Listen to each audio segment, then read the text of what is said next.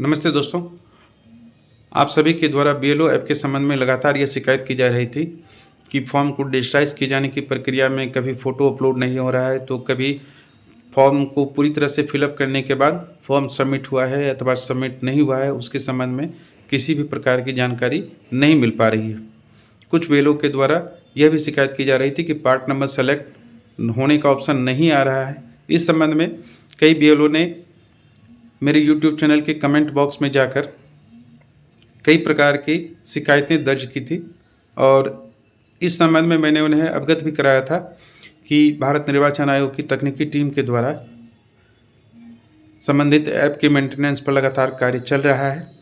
BLO app को play store में update कर दिया गया है। आप वहां से जाकर जो लेटेस्ट वर्जन है आप उसे डाउनलोड कर लें अथवा आप अपने बीएलओ ऐप को अपडेट कर लें। अपडेट करने के उपरांत आप फॉर्म 6, 7, 8 कोई भी फॉर्म हो आप उसे आसानी से डिजिटाइज कर सकते हैं। वर्तमान में जो चेकलिस्ट संबंधित फॉर्म का उपलब्ध कराया जा रहा है, हालांकि उसका डिटेल आ रहा है लेकिन वो अभी खुल नहीं पा रहा है। वो चीज़ें भी मुझे पूरी तरह से उम्मीद है कि अगले एक दिन में दुरुस्त हो जाएगा और जहाँ तक संभव हो आप फॉर्म को डिजिटाइज करने के लिए सुबह अथवा शाम का समय चुनें। यदि दिन में कार्य कर रहा होता है तो आप दिन में भी कार्य कर सकते हैं, लेकिन सुबह और शाम अपेक्षाकृत ट्रैफिक कम रहता है और सर्वर पर लोड कम रहने के कारण आपका फॉर्म तेज़ी से और आसानीपूर्वक डिजिटाइज हो पाएगा। तो मुझे पूरी उम्मीद है कि यह ऐप अब सही तरीके से फंक्शन करेगा। आप को फॉर्म डिजिटाइज करने की प्रक्रिया के संबंध में स्टेप बाय स्टेप समझाने के उद्देश्य से एक डेमो मेरे द्वारा फॉर्म 6 को डिजिटाइज करने की प्रक्रिया के संबंध में एक डेमो आप सभी के समक्ष प्रदर्शित किया जा रहा है। आपसे अनुरोध है कि आप इस डेमो को पूरी तरह से देखें और मुझे पूरा विश्वास है कि इससे आपको डिजिटाइजेशन के संबंध में स्टेप बाय स्टेप समझने की प्रक्रिया में बहुत मदद मिलेगा। तो आइए हम शुरुआत करते हैं फॉर्म 6 को डिजिटाइज करने की प्रक्रिया। तो दोस्तों ये मेरा होम पेज खुल चुका है। बीएलओ ऐप के इस डैशबोर्ड में आपको नीचे 4 तरह के ऑप्शन आ रहे हैं: facilities, checklist, forms, house to house survey. तो हमें चूँकि फॉर्म को डिजिटाइज करना है इसलिए हम फॉर्म्स पर क्लिक करेंगे। अब नीचे जो हमारे पास ऑप्शन उपलब्ध है आप यहाँ देख सकते हैं कि register as a new elector form 6 का है, 6A है, 6B है, फॉर्म 7 है, फॉर्म 8 है। हम यहाँ एक डेमो के रूप में सिर्फ आप सभी को फॉर्म भरने की प्रक्रिया से अवगत कराने के उद्देश्य से फॉर्म 6 को फिलअप कर रहे हैं, ताकि आपको फॉर्म डिजिटाइज करते समय किसी भी प्रकार की असुविधा का सामना न करना पड़े। तो यहाँ हम register as a new elector voter form 6 को फिलअप कर रहे हैं। यहाँ जो इंस्ट्रक्शन दिया हुआ है आप इसे सावधानीपूर्वक पढ़ लें। जैसे जो फ़ोटो होना चाहिए उसका बैकग्राउंड वाइट होना चाहिए, उसका साइज 4.5 सेंटीमीटर इंटू 3.5 सेंटीमीटर होना चाहिए। ठीक इसी तरीके से उनके द्वारा एज प्रूफ के समर्थन में जो भी डॉक्यूमेंट अपलोड किया जा रहा है वह सेल्फ अटेस्टेड कॉपी होना चाहिए। उनके द्वारा जो भी एड्रेस प्रूफ अपलोड किया जाना है वह किन किन व्यक्तियों का हो सकता है उसके संबंध में यहाँ डिस्क्रिप्शन दिया हुआ है। आप फॉर्म को डिजिटाइज करने से पहले यहाँ इन सभी तथ्यों को एक बार देख लें। तो आगे चलते हैं। फॉर्म 6 को यदि आप ध्यानपूर्वक देखें तो उसमें अलग अलग कुल 6 भाग आपको दिखाई पड़ते हैं। ठीक इसी तरीके से बीएलओ ऐप पर भी ये आपको कुल 6 अलग अलग पार्ट उपलब्ध कराया गया है, जैसे select state, district, ACPC, personal detail, residence detail, संबंधित एप्लीकेंट का ऑप्शनल डिटेल, फैमिली डिटेल्स और ये डिक्लेरेशन। ये कुल 6 पार्ट है, तो इसे हम एक एक कर देखेंगे। पहला पार्ट है सेलेक्ट स्टेट, डिस्ट्रिक्ट, एसीपीसी। इसमें कुछ नहीं करना है, सिर्फ आपको ये देख लेना है कि यहाँ जो विधानसभा और जो जिला दिखाया जा रहा है वो आपका है या नहीं। तो इसे मैंने चेक कर लिया है और मैं यहाँ देख रहा हूँ कि जो विधानसभा का डिटेल दिया गया है उसी विधानसभा के लिए मैंने लॉगिन किया है, ये डिटेल सही है, इसलिए इसे हम सेव करते हुए आगे बढ़ते हैं। यहाँ संबंधित एप्लीकेंट का पर्सनल डिटेल आ गया है, जिसे हम एक एक कर एंट्री करेंगे। इस ऐप की एक महत्वपूर्ण जो खूबी इस ऐप में उपलब्ध कराई गई है वो है कि आपको इंग्लिश के साथ साथ हिंदी में भी टाइप करने की सुविधा मिल गई है, जो पहले उपलब्ध नहीं था। तो पहले हम यहाँ कोई एक नाम टाइप कर रहे हैं, जैसे अंकित कुमार, अंकित। अब इसे हम यहाँ पर ट्रांसलिट्रेशन के माध्यम से सुधार ले रहे हैं। अब यहाँ देखिए, हम अंकित नाम से टाइप किए थे, यहाँ वो खुद ब खुद ट्रांसलिट्रेट होकर नीचे वाले कॉलम में आ गया। नीचे वाले कॉलम में टाइप करने की आवश्यकता नहीं है। यह आवश्यकता तभी है जब ट्रांसलिट्रेट ना हो या फिर ट्रांसलिट्रेट होकर कोई गलत नाम अंकित आ गया हो। सरनेम हम SINGH टाइप कर रहे हैं। फिर नीचे वाले कॉलम पर क्लिक करेंगे तो यहाँ आप देख सकते हैं कि यह होना चाहिए हा, लेकिन हो गया है गा। तो ऐसी स्थिति में इसे हमें सुधारना पड़ेगा। तो सुधारने के लिए हमें क्या करना है, फॉन्ट को हम चेंज करेंगे और फिर इस तरीके से यहाँ H लिखते हैं, देखिए सी हो गया। या फिर इसे हम पूरी तरह से डिलीट कर दें और फिर से हम यहाँ टाइप करें। तो देखिए ये महत्वपूर्ण सुधार है। अब यहाँ संबंधित एप्लीकेंट का फोटो अपलोड करने का ऑप्शन आ रहा है। एक हम गैलरी में जाकर, तो यहाँ हम गैलरी में जाएंगे और कोई एक फ़ोटो हम चूज कर ले रहे हैं। इस तरह से हम एक फ़ोटो चूज कर ले रहे हैं, ऐसे हम सेलेक्ट करते हुए अपलोड कर रहे हैं। Relatives, select relation type. मान लीजिए कि जो एप्लीकेंट है वो अपने माता पिता, अपने पति या फिर पत्नी के साथ किसी स्थान विशेष पर रह रहा है, तो वो रिलेशन में ये सिलेक्ट कर सकते हैं। या फिर यदि कोई एप्लीकेंट किराए के मकान पर किसी स्थान विशेष पर सामान्य तौर पर निवास कर रहा है, तब उसके लिए अदर का ऑप्शन आएगा। तो हमारे पास जो फॉर्म संबंधित एप्लीकेंट के द्वारा उपलब्ध कराया गया है उसे ध्यानपूर्वक देख लेना है कि उनके द्वारा रिलेशन टाइप में किस तरह के ऑप्शन को चूज किया गया है। तो यहाँ हम फादर का ऑप्शन सेलेक्ट कर ले रहे हैं और कोई एक नाम यहाँ पर हम लिख रहे हैं, जैसे चंद्र भूषण। ये हम देखिए यहाँ पर चंद्रभूषण हुआ और इसका जो हिंदी में जो ट्रांसलिट्रेशन हुआ चंद्राभूषण, ये गलत हो चुका है। तो हम इसे हिंदी फॉन्ट के माध्यम से टाइप करते हुए सुधारने का प्रयास करते हैं। चंद्रभूषण,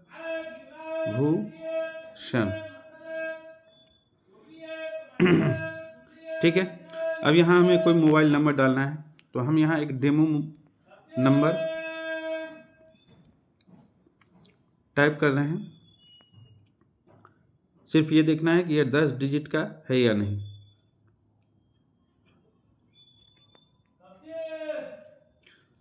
ईमेल आईडी, कोई भी एक हम ईमेल आईडी यहाँ पर इंटर कर दे रहे हैं। आधार नंबर आपका बिल्कुल ही करेक्ट होना चाहिए, अदरवाइज गलत आधार की स्थिति में यहाँ एंट्री नहीं हो पाएगी। तो आधार नंबर भरते समय आपको पूरी तरह से सावधानी बरतनी है। यहाँ आधार की एंट्री मैं नहीं कर रहा हूँ, तो मैं दूसरा ऑप्शन सेलेक्ट कर रहा हूँ कि मेरे पास आधार अभी वर्तमान में उपलब्ध नहीं है। जेंडर, यथास्थिति एप्लीकेंट को ध्यान में रखते हुए सेलेक्ट करना है। डेट ऑफ बर्थ, कोई एक डेट ऑफ बर्थ मैं सेलेक्ट कर ले रहा हूँ। Self attested copy of document supporting age proof attest, यहाँ पर भी मैं कोई एक डॉक्यूमेंट सेलेक्ट कर रहा हूँ। उदाहरण स्वरूप कोई एक बर्थ सर्टिफिकेट के लिए यहाँ से फाइल में गैलरी में जाएंगे और एक ऑप्शन हम सेलेक्ट करते हुए अपलोड कर देंगे।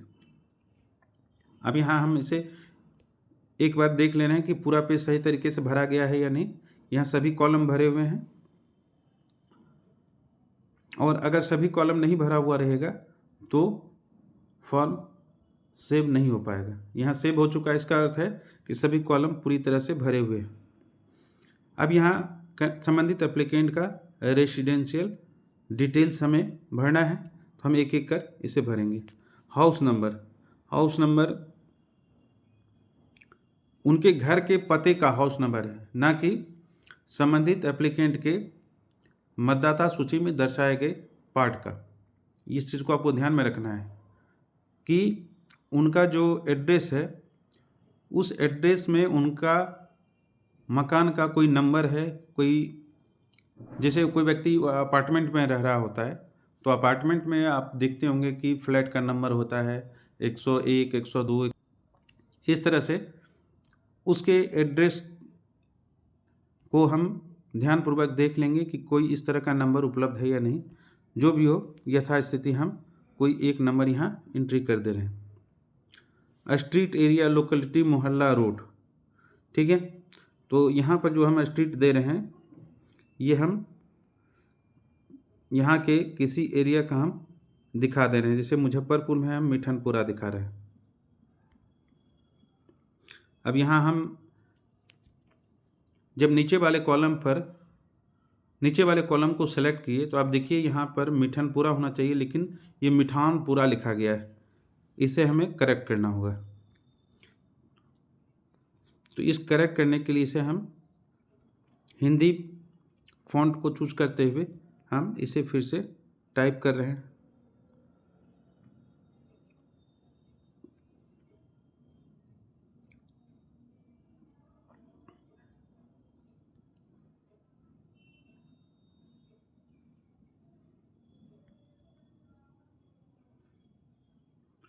देखिए, इस तरह से हमें जो वांछित नाम चाहिए हम टाइप कर उसकी यहाँ एंट्री कर सकते हैं। टाउन पूछ रहा है, टाउन कौन सा है? टाउन मुजफ्फरपुर। इंग्लिश फॉन्ट यहाँ सेलेक्ट करना होगा, तो हम इंग्लिश फॉन्ट को सेलेक्ट करते हुए यहाँ देखिए, जो अभी ऊपर मैंने इंग्लिश में नाम टाइप किया था, ट्रांसलेटेड होकर वह खुद ही हिंदी में नीचे आ गया है। फिर यहाँ हम पोस्ट ऑफिस लिख रहे हैं। फिर देखिए, ये गलत अंकित हो गया, तो इसे हम हिंदी फॉन्ट चूज करते हुए सही से लिखने का प्रयास करेंगे। ठुआकर आ रहा है, तो इसे हम हटा देंगे। फिर ये लिखना है, उसके बाद इसे एक साथ मिला देना है। पिन कोड 842002, तहसील, तालुका, मंडल। ठीक इसी तरीके से हमें यहाँ इंग्लिश फॉन्ट टाइप करना है ऊपर वाले कॉलम में।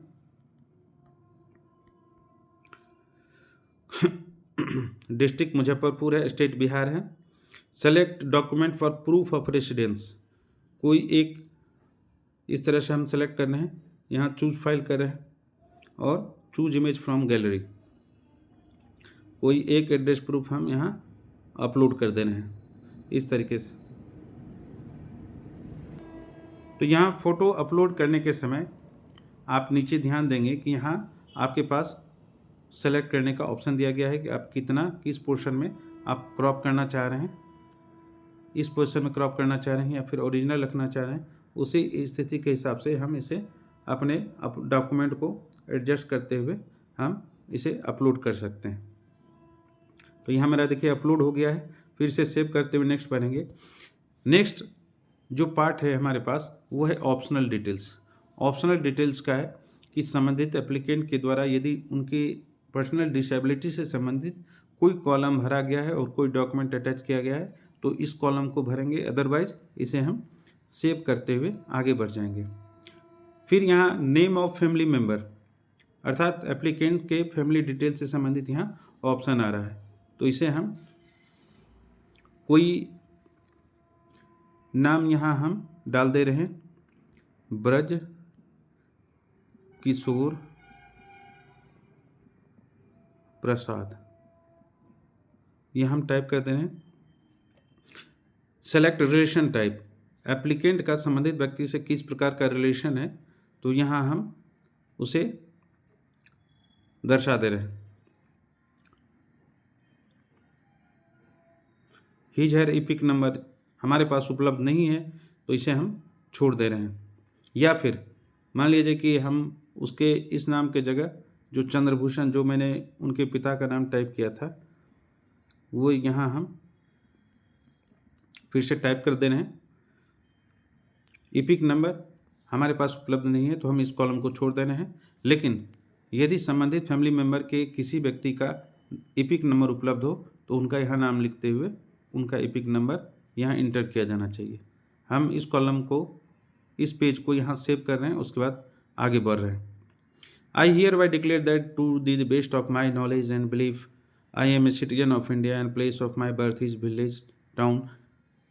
क्या ये डिक्लेरेशन कॉलम में वो कब से संबंधित स्थल पर रह रहे हैं, जन्म से भारतीय नागरिक हैं, इसके अलावा संबंधित विलेज का, संबंधित प्लेस का है, वो यहाँ लिख देना है। यहाँ फिर स्टेट सेलेक्ट करने का ऑप्शन आ रहा है कि वो किस जगह का नाम है। अगर मान लीजिए कि मिठनपुरा नहीं, आप टाउन लिखना चाहते हैं, तो आप टाउन ही लिख सकते हैं। उदाहरण स्वरूप मैं मुजफ्फरपुर यहाँ लिख रहा हूँ, डिस्ट्रिक्ट। फिर इसी तरीके से ये ड्रॉप डाउन मेनू हमारे सामने आ रहा है। मुजफ्फरपुर सेलेक्ट कर लिया। Date of I am ordinary a resident at the address mention at serial number 8A in form 6 since. कब से यहाँ आप निवास कर रहे हैं, उसके संबंध में आपको यहाँ डिटेल बताना है। तो यहाँ से जाकर हम कोई भी समय चूज कर लें। ठीक है, मैं इतने तारीख से यहाँ पर निवास कर रहा हूँ। I am applying for inclusion in electoral roll for the first time and my name is not included in any assembly constituency, parliamentary constituency. Next, I do not possess any of the mentioned document for proof of date of birth, age. Therefore, I have enclosed below mentioned document in support of age proof. Leave blank if not applicable. चूँकि यहाँ मैंने सभी document को upload कर दिया है, इसलिए इस कॉलम को ब्लैंक रखना है। अदरवाइज यदि हमारे पास किसी भी प्रकार का एज प्रूफ से रिलेटेड डॉक्यूमेंट उपलब्ध नहीं है, तो ऐसी स्थिति में जो अन्य डॉक्यूमेंट, सपोर्टेड डॉक्यूमेंट यहाँ हम अपलोड कर रहे हैं, उसके संबंध में उस डॉक्यूमेंट को यहाँ मेंशन किया जाना है। और सबसे जो नीचे वाला पार्ट है, इसको ध्यान दिए जाने की आवश्यकता है कि यदि किसी एप्लीकेंट के द्वारा यह डिक्लेरेशन मिथ्यापूर्ण है अथवा वह ऐसा उन्हें विश्वास है कि वह गलत है, तो यह एक पनिशेबल एक्ट है। और रिप्रेजेंटेशन ऑफ पीपुल एक्ट 1950 की धारा 31 के तहत यह 1 साल तक की इसमें जेल की सज़ा है या जुर्माना है, अथवा दोनों ही प्रकार के पनिशमेंट उनको दिए जा सकते हैं। इस डिक्लेरेशन कॉलम को, पेज को मैंने पूरी तरह से भर लिया है। अब यहाँ इसे हम सेव कर लेते हैं। अब देखें तो हमारे पास ये प्रीव्यू आ रहा है संबंधित फॉर्म का। अब इसे एक बार हमें चेक कर लेना है कि जो भी फिलअप हुआ है उसमें कहीं कोई डिटेल तो नहीं है। ये फ़ोटो मेरा अपलोड है, यहाँ नाम है, हाँ जिस तरह से मैंने लिखा है वो बिल्कुल सही है। इस तरह से ये नंबर है, ये ईमेल आईडी है। आधार डिटेल चूँकि मेरे पास उपलब्ध नहीं है, इसलिए मैंने इस कॉलम को नहीं फिलअप किया है। अदरवाइज़ यहाँ आधार डिटेल अगर हम फिलअप करते तो ऊपर वाले ऑप्शन पर ये रहता, gender, date of birth detail. इस तरीके से हम इसकी एंट्री यहाँ कर दिए हैं। अब इसे हम सबमिट करेंगे। देखिए, form 6 is submitted successfully. Reference number ये हमें मिल चुका है, ये रेफरेंस नंबर हमें मिल चुका है, तो इसे हम ओके कर दे रहे हैं। इस प्रकार आप देख सकते हैं कि फॉर्म 6 को भरने की प्रक्रिया कितनी स्मूथ हो चुकी है। अब बिल्कुल सही तरीके से कार्य कर रहा है। आप चाहे पार्ट के संबंध में आपके द्वारा जो पूर्व में बताया गया इशू था, अथवा चाहे फ़ोटो अपलोड करने की समस्या, उन सारी समस्याओं का समाधान किया जा चुका है, लेकिन अभी भी कुछ तकनीकी समस्याएं बनी हुई हैं, जैसे कि चेकलिस्ट ओपन नहीं हो पा रहा है। तो मेरा अनुरोध होगा कि आप पेशेंस रखें। हर तकनीकी समस्याओं पर टीम के द्वारा कार्य किया जा रहा है और पूरी उम्मीद है कि अगले 1 से 2 दिनों में सभी इशू रिजॉल्व हो जाएंगे। वीडियो पूरा देखने के लिए आपको बहुत बहुत धन्यवाद। अगर वीडियो पसंद आया हो तो आप चैनल को सब्सक्राइब करें, वीडियो को लाइक करें और सभी वीडियो के बीच शेयर करें। बहुत बहुत धन्यवाद। आपका दिन शुभ हो।